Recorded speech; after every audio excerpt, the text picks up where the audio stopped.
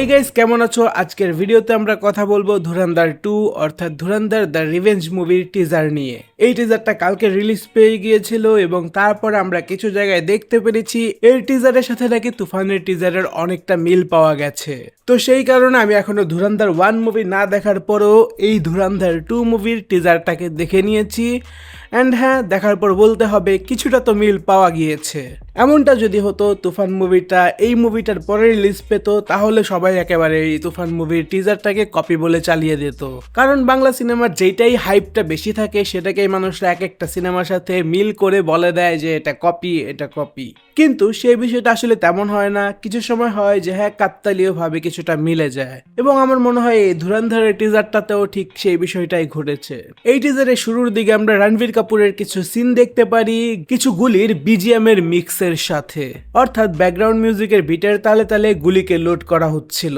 এরপর আমরা ধুরন্ধরে রণবীর কাপুরের চরিত্রটা যেমন হয় সেটাকে দেখতে পারি ব্যাক শট থেকে, যে দৃশ্যটা আমরা তুফানের টিজারও দেখেছি। শাকিব খানের ব্যাক দৃশ্য থেকে প্রথমে ইন্ট্রোডিউস করানো হয়।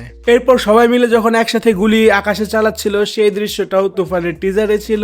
দেন গিয়ে কিছু ফাইট মন্টেজ এবং একটা মানুষকে হাতুড়ি দিয়ে একেবারে মুখে ব্রুটালি মারা, সেটাও কিছুটা তুফানে আমরা দেখেছি। রণবীর কাপুরের চরিত্রটা যেভাবে সামনে হেঁটে আসছিল সেটাও তুফানের ভেতরে ছিল।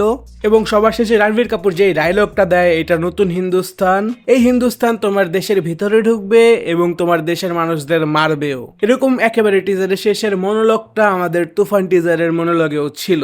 কিন্তু সেই দৃশ্যে শাকিব খান ছিল না, সেই দৃশ্যে ছিল হচ্ছে চঞ্চল চৌধুরী। সেই লেজেন্ডারি ডায়লগটা হচ্ছে যে তুফান খুব ভয় পাইছি রে, তারপর একটা ইভিল হাসি। তো হ্যাঁ, এই ধরনের টিজার মিল থাকাটা একেবারেই স্বাভাবিক, কারণ প্রত্যেকটা টিজারের একটা প্যাটার্ন আছে। শুরুর দিকে নর্মালি হিরোদেরকে পেছন থেকে দেখানো হয়, তারপর কিছু ফাইটিং মন্টেজ দেখানো হয়, তারপরে টাইটেল কার্ড, তারপর টিজারের শেষে এমন একটা ডায়লগ যেটা সবাইকে একেবারে হুক করে ফেলবে। তো আমাদের সিনেমা তুফান সেই বিষয়টাকে ফলো করেছিল এবং এই ধুরন্ধর সিনেমাটাও সেই বিষয়টাকে ফলো করছে। এর জন্য কিছুটা মিল দেখা যাচ্ছে। কোনোভাবেই ধুরন্ধর দ্য রিভেঞ্জের টিজারটা তুফান থেকে কপি করা হয়নি, এতটুকু তো আমি নিশ্চিত। বাট হ্যাঁ, এই মিল থাকাটা এটা বোঝায় যে আমাদের বাংলাদেশি ইন্ডাস্ট্রি এখন ইন্টারন্যাশনাল মানের সবকিছু কাজ করছে।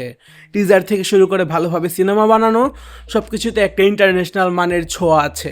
আপনাদের এই সম্পূর্ণ বিষয় নিয়ে কি মতামত সেটা কমেন্টে জানাতে পারেন। দেখা হবে আপনাদের সাথে পরের ভিডিওতে। বিদায়।